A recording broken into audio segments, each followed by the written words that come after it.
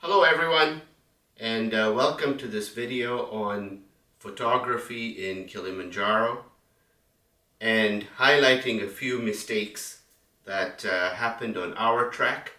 And hopefully by watching this video we can highlight some of those things so that others do not make the mistakes that we made on our trek to Kilimanjaro, avoiding those errors that happened on our trip. We did not get as many amazing shots as we would have liked to have, despite me being a hobby photographer with all kinds of equipment. So just want to highlight some of those things that happened, and hopefully others can avoid making those errors, or at least think about it. Photography on Kilimanjaro needs a plan, needs a way of thinking through all the steps and all the summits that you will be at, all the camps you will be visiting, and finally making it to the top, and planning to have the gear ready for you when you need it in order to take those amazing shots. So for my gear, what I did end up taking with me, and I did forget something key, so please don't do that. But what I did end up taking with me was my SLR camera with a couple of funky lenses like this one. That was supposed to be my main item on my journey. I'll tell you what happened in a sec.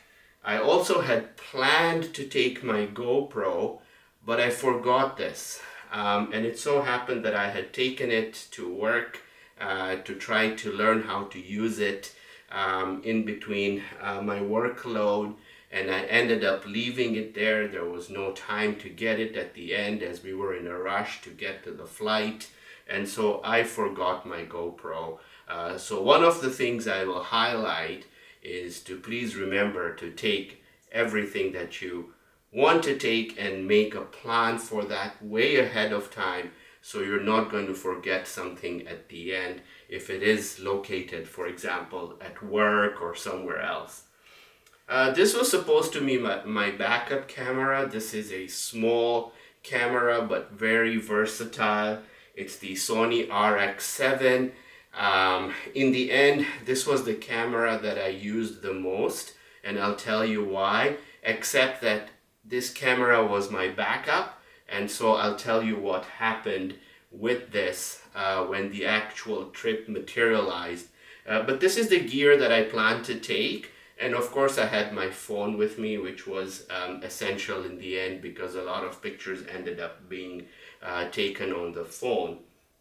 As they say, a job well begun is a job half done. So as stated, a plan is very important. Looking through the journey and the summits and the tracks, it is key for any hiker who plans to take pictures to have a good idea of what gear you're going to use during the hike.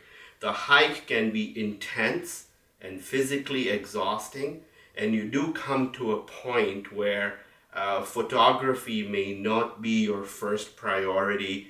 Your first priority is getting safely through the different steps of the journey, trying to stay healthy, trying to stay focused, keeping your mind alert, getting through some of the other challenges, whether it be illness or muscle aches or lack of sleep or dehydration or altitude sickness if it hits you.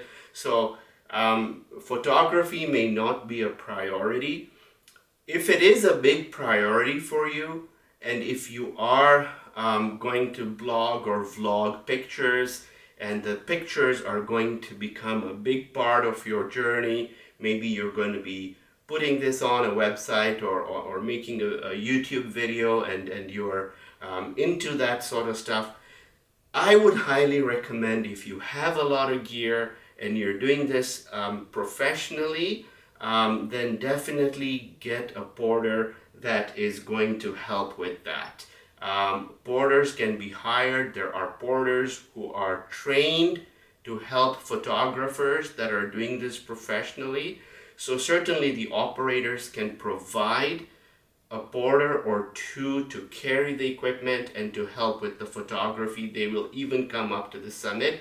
That's something I did not do, and I wish I had, because for a few $100s, you can actually hire a porter who will specifically be trained and educated to help you in your photography. And they will also know which gear to use when, because they've done this for other hikers and climbers as well. So if the photography is a big part of your journey and you feel like it might be a challenge with all these things, especially if you're still an amateur, then definitely get a porter. Get your company to have a porter dedicated to photography. I would say that that is key. So other than that, having a plan is important, knowing which gear to carry and to use at what point. I'll tell you what happened for us. My SLR was supposed to be my main camera. It ended up being too heavy and the porters took it away. My guides were very concerned that this was adding weight to our day packs, and so they ended up taking it away and it was given to porters to carry, which meant that it was not available when we needed it. The other thing with the SLR is that it drained very fast on the mountain, and because we were trying to save our battery packs, we did not recharge it. The ideal situation, if you do take an SLR and are able to figure out how to carry it with these kinds of lenses, then certainly, in addition to hiring a porter to help carry some of that stuff and be with you for when you need it, because sometimes the porters that take the equipment go ahead, and so when you need it, it's not available. If you are going to take an SLR, make sure you're comfortable carrying it. Make sure that if you're not, you hire a porter. But the other thing is also to have spare batteries, because the batteries that you take are not going to last for the entire journey, and that's where I lost out, because even by the first or second day the battery was drained, and then they took the camera away, so it became a moot point.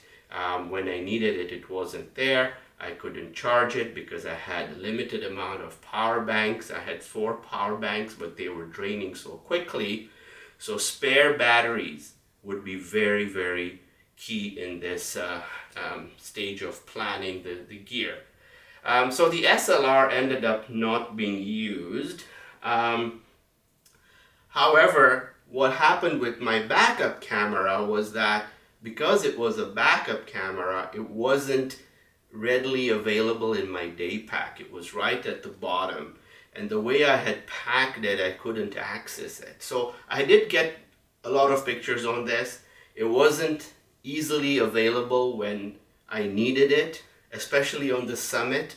So on the summit, the only pictures we could get were with our phone. So my suggestion, even for a professional photographer or a hobby photographer like me, is to get a camera that's small and versatile and has good capabilities, like the Sony RX series. This camera has a aperture of 2.8 to 4.5, and it has up to 200 zoom. So this is a great camera. We got some great shots with it.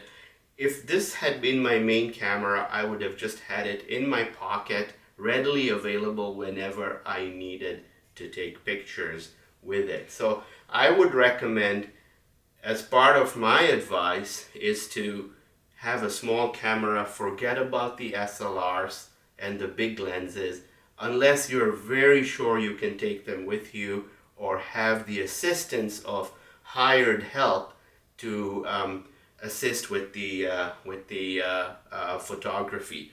And finally, don't forget anything. Have a plan. Don't leave things till the last minute. If you're gathering your equipment at the last minute, that's not going to be ideal. If I had this guy with me, you know, my entire trip would have been completely different, because I'd have given these away, and then this little thing, it's so effective and so good, and the images are perfect with the GoPro, but I forgot it. And that was such a bad mistake that I made. I left my GoPro set up till the end and I couldn't get to it. It was at work. Before I knew it, it was time to go and get to the airport, which for me is 2 hours away. So there you go. Make sure you don't forget anything and have a plan to learn your equipment, to set up your equipment, get spare batteries, and try to find something versatile to use on the climb. The other thing I would have to tell you, which was kind of a bad situation, this became our camera for safari. We went on safari after Kilimanjaro. Now, when we went on safari, I took that camera, but the memory card I bought off of Amazon was a micro SD card. It wasn't the best card. And what happened with all the jerking that happens around during a safari, the memory card got damaged. So at the end of the day, I lost a lot of pictures on the safari. So I might just add in there, if you're going to Kilimanjaro and safari, Zanzibar, whatever you plan to do after, get one of those really good memory cards. I know Sony has a series of tough cards as well, but there's also a company that a lot of photographers told me to get my SD cards from in the future. It's called ProGuard. There's a lot of jerking and jostling of your equipment, so there's a good chance that if you have a very feeble memory card or a micro SD card, it will get damaged on this trip, and that's something that you don't want. You want your memory card to be durable and strong and survive the entire trip, whether it's the Kilimanjaro part or the safari part that comes after. So, in summary, from my own experience in Kilimanjaro, have a good plan of what to use when. Carry a compact camera. Try to get a GoPro and don't forget it. If you plan to take an SLR, remember the challenges of having that with you. Definitely take spare batteries. Don't rely on charging through power banks. You will go through those 4 power banks very quickly, as I did. And make sure you have a durable SD card. These are things to remember if photography is a priority. For many people it's not. Many people are doing it as a personal challenge, which is what it became in the end for us. It would have been nice to have good pictures. Finally, at the end of the day, this is what's going to take a lot of your pictures, whether it's an iPhone or a Samsung or whatever. So make sure you have plenty of juice for your phone, and at least make sure your phone's available at all times. Hope this was helpful. Thanks. You can check out my other videos on my climb, and take care. Thanks for watching.